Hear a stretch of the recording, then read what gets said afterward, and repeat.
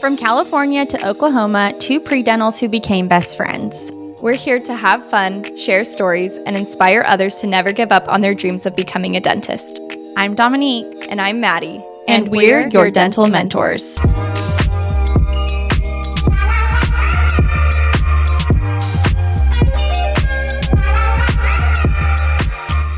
Doctors, Dominique here. I hope you all have had a great week so far. I'm just so excited to be sharing another episode with you. This week it is just me. I'm on my solo episode and we're going to be talking all about the reapplication process and what that means. I'm going to answer questions, frequently asked ones that I have received from other pre-dental students, and tips and tricks for helping you on this journey of reapplying, because I know it can be discouraging to have to reapply again. Trust me, I have been there 3 times, but third time for me was a charm, and I am truly so grateful that I get to share this knowledge and everything I've gained and learned along the way of my journey of getting into dental school. So first thing I want to start off with is a little background story, especially if you're someone who's just now tuning in and you found this episode and you're like, okay, but what's her story? So like I said, I am a 3-time applicant. My first time applying was back in 2018. And also to preface, I'm a non-traditional student, so I did not get in the first time I applied while I was in undergrad. I did not get in until just this year, February of 2024. And I did apply 3 different times. I have taken my DAT 4 times, and there's just a lot of nitty gritty in between, which you can always go back to our episode of my story, which is our second episode on the podcast. And that goes into full detail of what I went through to get to this point. But the biggest thing with reapplication is the fact that I know it can get very discouraging to have to reapply again. You have put in your time, your effort, blood, sweat, tears to apply the first time. And I want to say, do not let having to reapply be the end all to this journey of yours, because it is not the end. It is only the beginning. And just think to yourself, this is part of the process. Reapplying happens to many people. It's actually rare to get in your first time. I feel like lately I've been seeing a lot of that though with students who have applied once and they are getting in. I feel like years back, especially when I was first applying, it was normal for people to not get in the first time and have to apply again. So keep that in mind when you are going through this process. If you want this bad enough, you will do whatever it takes to get there. And that was my mindset the entire time of this journey of getting into school. I was not going to stop until my dream came true. Like I said, don't get discouraged. I know that's super easy to do, but as Maddie and I have shared throughout the podcast, we both are below average applicants. So one thing I wanted to share to start was my GPAs differing from the first time I applied to the second and third time that I applied. The very first time I applied was in 2018, and I applied with an overall GPA of a 3.458. So close to a 3.5, but I had received low grades in some science classes. Everything was above a C- at this point. However, it did knock down my GPA. So I had gone from like a 4.0 GPA student to now a 3.45. So that being said, my GPA the first time applying and my science GPA, I wasn't able to find that information when I first applied, unfortunately, but I do have that information for when I applied my second and third time.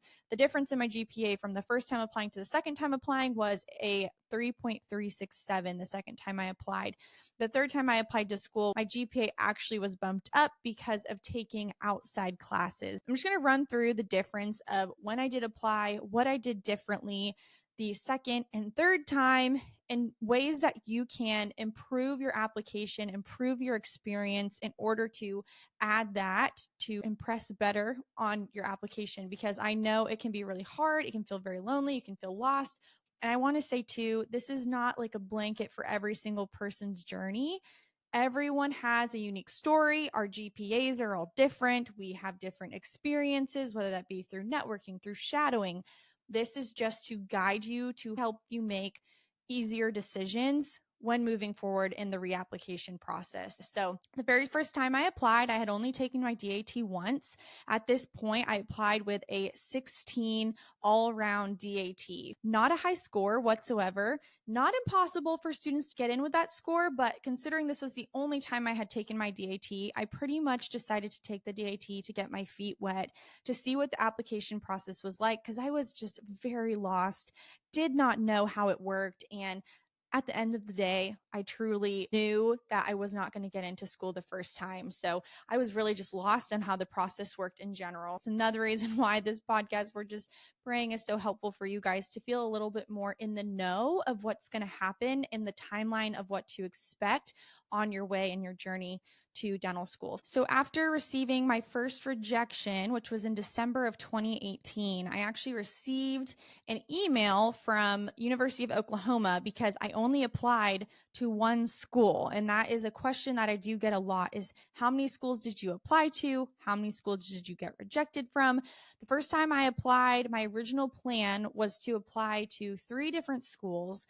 The first one being University of Oklahoma, the second being University of Colorado, and the third being University of Nevada, Las Vegas. But I ended up only applying to University of Oklahoma due to the lack of DAT score that I had. It was just not the best score. And like I said, for it being my first time, that's all I was going to do. I wasn't going to, not that I want to say waste the money, but at the same time, this process does get expensive. So it's important to make sure you're making sound decisions when it comes to applying. So I only ended up finishing out my application to University of Oklahoma. I did not do secondaries for Colorado or UNLV. So after I had applied, University of Oklahoma sent me an email saying I was able to sign up for a position to talk with someone about my application. And at the time, the director of admissions is not the same person as it is today. And I was just very lucky that this opportunity was given to me because I was willing to learn and figure out whatever it was I could do to perfect my application, make it better, increase my chances of getting into dental school. So as soon as I could sign up for a meeting, I reached out to the director of admission immediately. And I'm going to pause right here because this is a question that I have received from people, and they want to know is they've heard that getting in touch with the director of admissions in person helps with your applications, or just they've heard it, they're just not sure if it's true. Now, I want to say, yes, this is absolutely true. If there's a chance of you improving your chances of getting into dental school or even getting an interview, because it's really the place where you can shine, tell your story, they get to meet you face to face, it would be reaching out to the director of admissions. So I felt comfortable doing this as University of Oklahoma had offered pre-dental days, pre-simulation days. They offered a lot of things that allowed pre-dental students to come into the school, get acclimated to some of the community, meet dental students, meet the director of admissions, see the deans, etc. I would say yes, if you have a chance, and even if the school, let's say your top school, doesn't offer this, it's a great option to reach out to the dean at this dental school. So many people decide to not do it because what is it? They're too scared. They're not sure how the dean's going to react. You know, it can be scary to do those things, but it's so great to do them because it puts a face to your name. You're not just going to have your name come across an application. They're going to be like, John Smith. Okay. If you are John Smith, you've met with the dean, you've met with the director of admissions, you've reached out, you're saying, hi, I want you to get to know me. I'm going to be a future applicant at this school, whatever it is, and the best way that you feel it is to go about it. That is going to change things for you. I think connection is truly one of the best ways to propel ourselves in life. It is so important, and making sure those are genuine connections. So yes, get in touch with that director of admissions. These people are willing to help you. They're not here to make your life harder. So reach out to them. They have loads of information. Every school does things differently. So it is important to make sure you're getting the information from the specific schools you're applying to and knowing the differences between them. To answer that question, yes, it is true. It definitely can help you. I don't think there's a way it could hurt you unless you are just being like overbearing and sending too many messages. Be respectful of their time just as they are with you. Backing up, met with the director of admissions, talked to him, sat down, figured out my plan of action. The biggest thing right now for me was taking my DAT again. That was a given. I knew it was going to happen. So it's not something I was shocked by. I was expecting that. But then because of my current GPA, science and cumulative, it was on the lower end. So no matter which time I applied, I always had a more below average GPA. So it was suggested to me to either take a human physiology course and or human anatomy course, whatever I was able to find. This was going to help me out, not just the process of getting into school, but also in the future, because when you are in dental school, you're taking physiology, you're taking anatomy, whatever it is. This was something that was going to help me out long term. I decided to, after I graduated in 2019, the next month in June, I went back to school and started taking a summer course of human physiology. And I just took that at my local community college. These were just outside credits. It didn't matter what school I went to. They just really wanted to see what I could do as far as taking these extra classes. So that's what I decided to do. I ended up making a B in that human physiology class, and I did not do the best I wished I would have. At the time, it was just really rough moment. Like Maddie and I said, this is a place where we're going to be vulnerable with you and just let you know things happen. We all go through hard spots in life, and not everything is going to turn out as perfect as you wish they would. I was going through a state of identity crisis. I was no longer a student athlete. I had been an athlete my entire life. And so now I was a retired athlete, and it's just really different to find your pace when you are no longer forced to wake up, go to practice, have a routine, be exercising. So I was in a huge state of life change. It was really hard for me and was not able to study like I wished I would. I just didn't have the drive. I didn't have the focus. And so I want to say, at the end of the day, it's going to be okay. But do know that it is so worth standing up, seeing where you're at, and realizing I am here. What can I do with my time right now? Like, I want to be vulnerable because no one is perfect and things happen. So I took that class, I finished it. I actually had to go back to school because within my undergrad, I had made some poor grades that I could not apply with for school. I made a D in my biochemistry class, both semesters, Biochem 1 and Biochem 2, and I had made a D in my Physics 1 course as well. So I had to go back to school. The first semester, I retook Biochem 1, I retook Physics 1, I made Bs in both of those classes, and I also was working part-time too. So this was a big change in my application when it comes to when I applied the second time. I started working in a dental office, and I know we've mentioned it before, but this is such a big thing. It doesn't matter what you are doing in that dental office as long as you are there. You can be a sterile tech, you can be mopping the floors, you can be an office receptionist, which is where I started. I started out as an office receptionist. Not that I wasn't eager to get to the back end dental assist. I just wanted to be inside a dental office, learning whatever it was I could about dentistry. And it really did help me because it allowed me to then go work in the back about a year later. I was not in a hurry to apply again the second time. I decided I wanted to focus on school, work on getting better grades in these classes that I needed to because I had to apply this next time with new grades. And that was my main focus. So I didn't even end up studying again for the DAT until 2020 came around.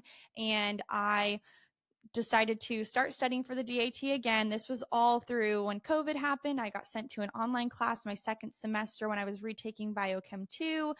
In that class, I actually ended up taking credit for, and I did not take the grade because the grade was going to hurt my GPA. So I decided, you know what, I'm going to take credit for the class. And if I ever have to explain myself, I feel comfortable doing so. After that class finished, I gave myself a couple weeks and then I started studying for the DAT again. Now, at this point, I was studying full time in the summer, just like I had the time prior. I know before in one of our episodes, I said I worked part-time the second time.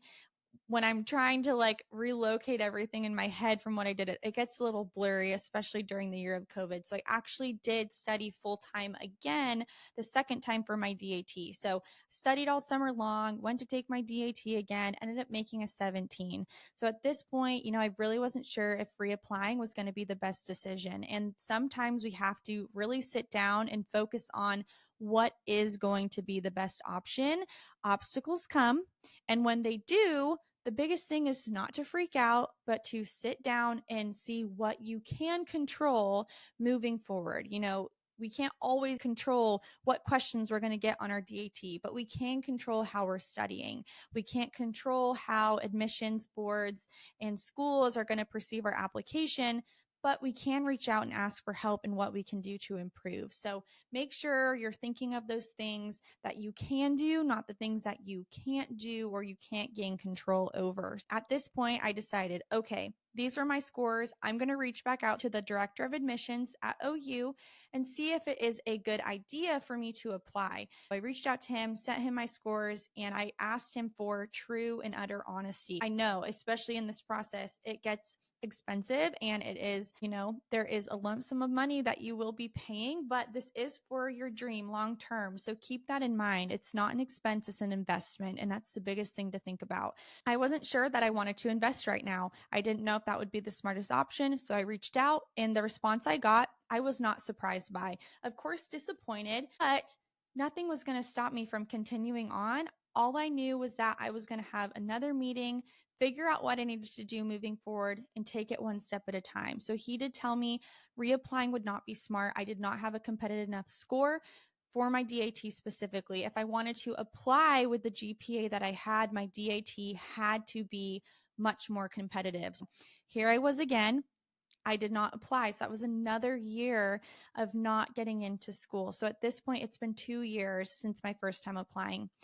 The third time I went to take my DAT, I gave myself time. At this point, I moved into the back working as a dental assistant, so I was gaining new experience. This was another area where I was able to improve my application and switch things up, add things in, and truly show that my passion for dentistry was continuing. It's a really big thing when it comes to your application. What can you do to prove that you are still interested in this field? Of course, continuing to work in a dental office, continuing to shadow, but what specific experiences set you apart from other people? I know that there are students who maybe don't assist and they work in a dental lab. That's very different from what most applicants are doing. So if there's any way you can get a job like that or something that's different, something that's unique, it can help you stand out. Like I said, at this point, I was assisting and I was able to add that into my application. I had started studying for my DAT again, but this time I decided that I was going to work very minimal hours and work part-time and study. While I was doing this, the week of my DAT, I actually ended up getting COVID and was not able to take my test. So that was a whole fiasco in itself. I had to push things back and I was not able to apply yet again. And this was the year of 2021. So this was another year of not applying. While this was upsetting, of course, I couldn't control that. And I just had to go with the flow. And it was going to be another year of trying again. The next year came 2022, and I was scheduled to take my DAT again in February. Unfortunately, a big ice storm hit Oklahoma, and I had to have my test moved again. And this was completely out of my control. So like I said, you hit those obstacles, those bumps in the road. There are things you can control and there are things you can't. So focus on the things you can control. I knew at this point what I could control is when I scheduled my DAT again. I decided, I could take this right away and I could just want to get it out of the way, which fine, maybe that's the best option for you personally. But for me, I knew that if I had an extra month to study, I might as well use the time. I wasn't in a rush to take the test considering it was only March and applications didn't open until end of May, June. So I decided I'm going to take this month. I'm going to study. I go in to take my third DAT and yet again, I make another 17. At this point, I wasn't sure if this was going to be a good option for me to apply again. So I had to go through jumps and hoops and all these things in order to take my DAT for the fourth time. But what I did was continue to be in touch with the director of admissions, student program coordinator at OU, whoever that person is that would be your head contact. Be in contact with them. And this is truly what helped me. I was able to sit down, have a full conversation after I took this third DAT, be able to figure out what the best options for me personally were. For some people, it is getting a master's. Maybe it's doing a post-bac. And Maddie did discuss this more in her podcast as far as the details on that, but you need to figure out what is going to be most beneficial for not only your application, but also for you and money circumstances too, because there are multiple options that you have. It doesn't have to be doing an entire entire master's, because that is another large investment. And for me, being a very non-traditional student at this point and being the fourth year of working to get into school, I didn't feel like taking an entire year again, because at that point it's 2 more years until I start school. It'd be a year of a master's program or a post-bac, and then a year of the application cycle. So for me, that was not something that I was wanting to do. So I decided to, one, take the DAT again for a fourth time, and I was going to leave my GPA and things where they were. This time around, taking my fourth DAT, I actually paid for tutoring because I just did not know what else to do. I felt really stuck. I felt like I was studying so much. I was going through all this material. Why was I not doing any better? And tutoring, while it did help me, I think the biggest thing that helped me along in my journey, I struggled the most in the sciences. It was Chad's videos. So this was a place that I changed as far as studying went for my tests and reapplying. Chad's videos truly saved me. It was like a breath of fresh air. I understood things differently. So just know that if maybe DAT Bootcamp's not working for you, maybe DAT Booster will, or maybe the videos that you're seeing on both platforms aren't working. You have other options out there, but being willing to search for those is going to make the difference. I was recommended Chad's videos, and I'm so glad I was. I recommend them all the time to students who are struggling with the science portions, because for whatever reason, the videos and the way he taught clicked for me personally. So went ahead and took my DAT for the fourth time. And at this point, I finally made an 18, and I applied for the second time with my 18 all around DAT. My GPA was slightly bumped up from that human physiology grade that I received, but it wasn't bumped up a lot. There were changes in my application, such as being an assistant. I went to multiple CE courses with my doctor. Those included traveling to Florida, getting my coronal polishing, having my x-ray certification. So I had areas in my application that did improve, and also proved that my passion for dentistry was continuing and was extending further. I applied again for the second time, was waiting for an interview invite, never received one, got rejected for the second time. And this was in 2022. So at this point, feeling very defeated, wondering what was wrong with me. Was I not enough? What more could I do? I've done so much. And this was a point where many people would have quit, but that was not what I was going to do, because you never fail until you stop. And I was not going to stop, because failure was not an option. I know and knew what I wanted, and what I wanted was to get into dental school. My lifelong dream career-wise is to be a dentist. And if you have that passion in your heart and you know that's what you want to do, you will not give up when trouble strikes. I had to take a step back again. What could I control? This was another meeting with the student program coordinator at the time. Luckily, the director of admissions and student program coordinator sat down, took a holistic look at my application, figured out what the best option for me moving forward was. We did truly discuss a master's. Is this what I needed to do? And we both agreed this would be up to me. This was, am I willing to spend that extra year and then wait another year after that year of a master's program to apply to get into school? At this point, taking the DAT again was not something that was decided on. I had taken the DAT 4 times, and they felt like I had proved myself in that area of resilience, because taking it twice, let alone 4 times, it takes drive and it takes determination for sure. But they decided that if I wasn't going to do a master's and I wasn't going to take the DAT again, then I needed to seek out an upper level biology, chemistry, biochem course, whatever that was going to be, that had to be at least in the 400 level. It took me a while to find a course, but I actually ended up going with a biochemistry course through UCSD Extended Studies. This was not the original class that I decided to go with, but that's the class I ended up taking due to other circumstances that happened with the first school I had applied to take a class with.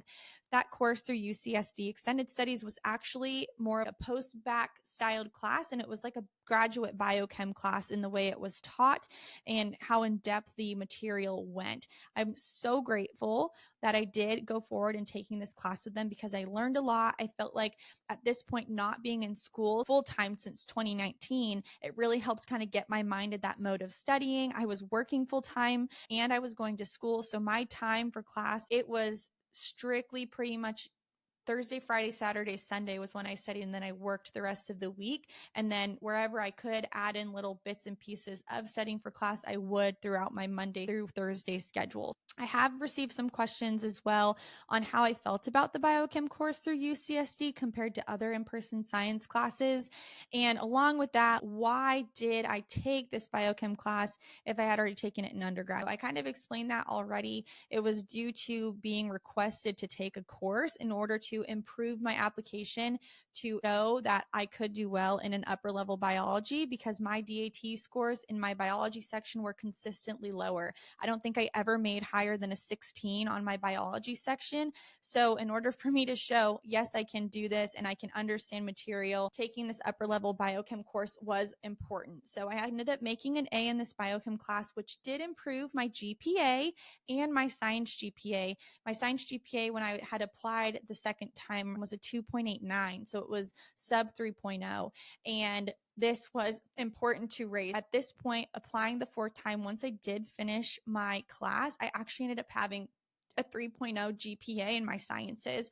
And then my undergrad GPA improved as well, but I don't think it got higher than a 3.4. It never hit a 3.5. However, I went back, took this class. I had applied for the third time at this point with the same DAT score, the same GPA, because my GPA had not changed yet.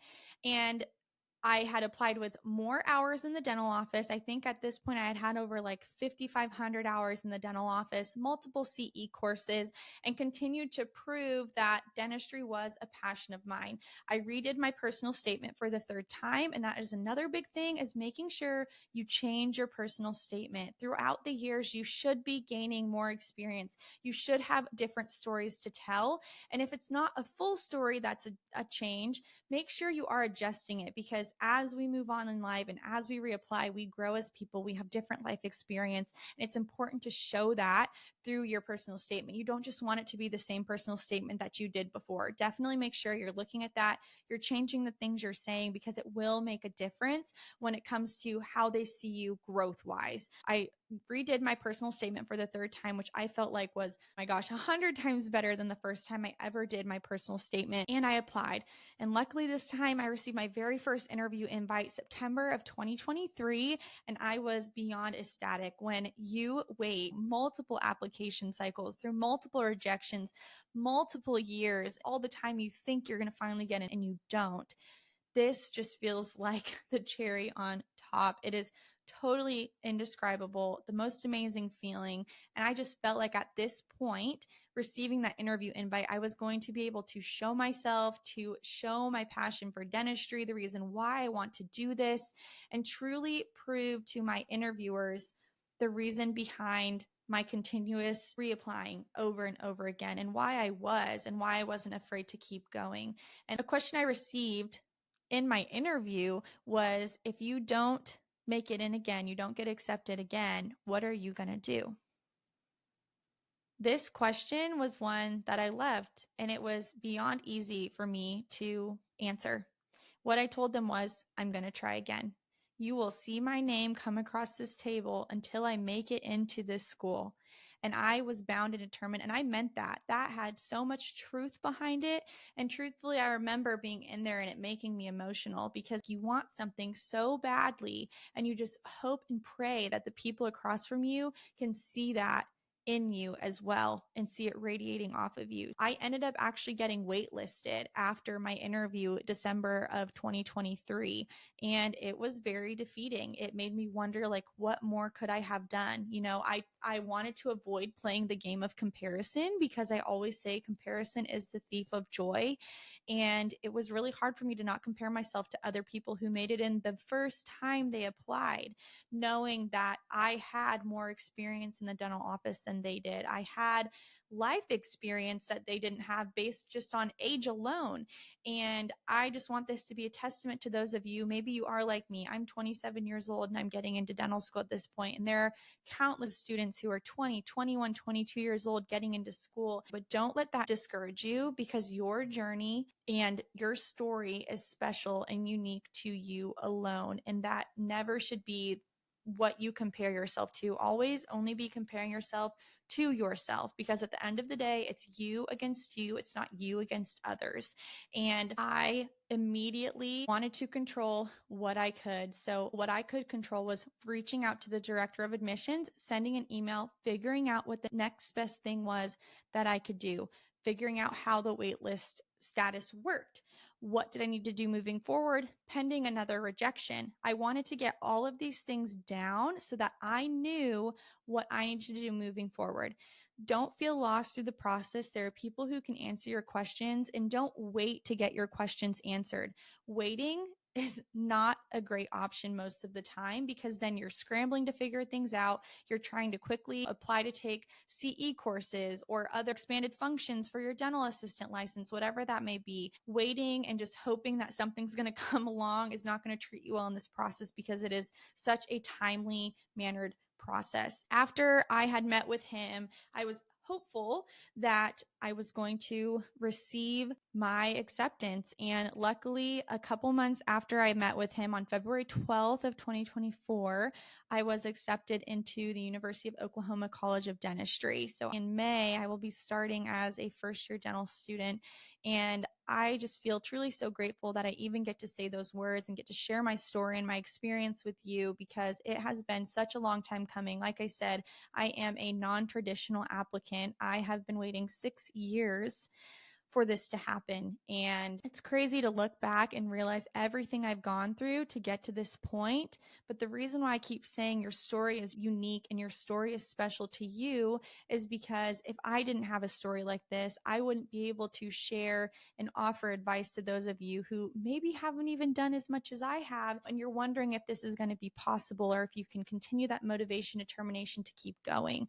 And I just want this to be a testament to say, as long as you believe you can do it and you truly hone in on the things you can control, this can happen for you. I do want to go over a couple other questions I receive as far as reapplying, and some other little questions I get too that I have answered multiple times that might be helpful for you moving forward if you are someone who is a reapplicant. So a random question that I actually get quite often in my Instagram, I have a highlight for the DAT, and I continually get where I got my spiral bound notebook from, because it actually has all of the DAT biology short notes. And I actually decided to have all of the notes printed out at like a FedEx or a Kinko's, wherever you live, and have those spiral bound. This helped me out because I was able to have something tangible in my hands that I could highlight. For me, I have a very photographic memory as far as colors go and color coordinating stuff. It helps me remember things and see the pictures inside the notebook. And having that tangible spiral bound book with all of the notes from the DAT bootcamp notes really, really helped. And that was for biology specifically. So I think I maybe paid like $50 to $70. And I know that can be a little bit of an expense, but when you're studying for 3 months and you want something tangible to read through, it is so worth the investment. So that is a question that I do get. Another question I get is that I only use DAT Bootcamp. To respond to that, the first 3 times I was studying for my test, I did only use DAT Bootcamp, but the 4th time was when I started using DAT Bootcamp and Chad's videos. I honed into the sciences more so on Chad's videos than DAT Bootcamp, but I did use quizzes and stuff in DAT Bootcamp, as well as the full-length practice test, which I always made sure to at least take 3 before I went into my DAT. I will say the last couple times taking my DAT, I made sure to copy exactly how I would be. I packed a lunch. I woke up at the exact time. I would actually take my tests at the dental office on the computers there, where I know I would be away from everyone. I would not have noises. It would be a sit down computer screen. I could pretty much replicate how the DAT was going to be and really focus in and know exactly how I was going to feel on test day. So that would be a big thing I would share too, that maybe I haven't before. Make sure you can do your best to replicate exactly how the DAT is going to feel. And if you have not listened to our DAT episode, I will say you can spend $30 to do a trial run of the test at the Prometric Testing Center near you. I'm not sure if all of them do that, but the ones here, like Oklahoma, where I took my 3rd and 4th DATs, they did that here. such a game changer because it acclimates yourself to the space you're going to be in. The drive you're going to take on test day is not going to feel as new, and it just really helps calm your nerves and anxiety going into taking that very long test. Like I said, use DAT Bootcamp the first 3 and then use DAT Bootcamp and Chad's videos for the second. Now, I have received questions of people asking if they should retake the DAT alone and keep the same GPA or just try to improve both. And I feel like this really depends on where you're at with your DAT and with your GPA. Now, for those people who maybe were in a similar situation to me, maybe they had a slightly below average GPA but a low DAT, maybe just look at taking the DAT again. Can you improve your score immensely on the DAT to where you can explain your GPA when it comes to an application? Now, however, this does go school to school basis. Every school's GPA requirements are different. So just make sure you're looking in that, and honestly, seek advice from the director of admissions when it comes to this. Whatever schools you are applying to, ask all of the director of admissions. Ask, will this GPA cause issues in applying? Will this keep me from receiving an interview invite? If I were to retake the DAT again, you can ask, what would an average DAT score look like for your school? And usually this information you can find it online, but it doesn't hurt getting in touch with them directly because they are going to know you are interested, you're committed, and you want to figure out what it takes to get into their program. Another question that I have received is, what changes did I make to my application when reapplying? And I think I went over that pretty detailed. It really does depend on the situation and circumstance that you're in. As far as it goes for me, of course, mine was becoming a dental assistant, gaining further CE courses. So if you don't know what CE is, that's continuous education courses. You can do that. And there are free ones on Colgate Online. They send out CE courses all over. So you are more than welcome to just go on there and gain CE credits for different courses. They do things all the way from infections in the mouth to panoramic x-rays and different x-rays. And there's literally a world of things that you can learn on Colgate. And so if you have questions about that, just reach out. I can always send how to get signed up, but it's pretty simple to do it. So a lot of different things changes to my application that did happen as far as my dentistry side of things. And then of course, retaking my DAT multiple times, taking extra classes outside of my DAT, and really doing whatever it was they told me to do. I know it can be really easy to think, I don't need to do that, even though they're telling you to do it. But these people are experts. They know, and they've seen thousands of applications come across their tables, and they know what it takes to get into their specific program. So my biggest tip, my biggest advice, reach out to that director of admissions when it comes to reapplication. And even before you apply to that school, really know what you need in order to be successful in gaining an interview and getting accepted into the specific programs you're looking at. I hope this helped. I know it was lengthy, but hopefully with the information you receive, you feel ready to reapply. And as always, if you have further questions about the reapplication process, knowing that everyone's journeys are so different, I am more than willing to answer those questions for you however best I can. As always, we will talk again soon. Thank you so much for tuning in. Maddie and I truly cannot thank you all enough for supporting this podcast. We just truly did this for you and you alone to further your chances of getting into dental school, because we want you to feel the immense joy and gratitude that we have felt along the way and throughout this journey, because it has been a long one, but it has been so worth it. But until next time, bye y'all.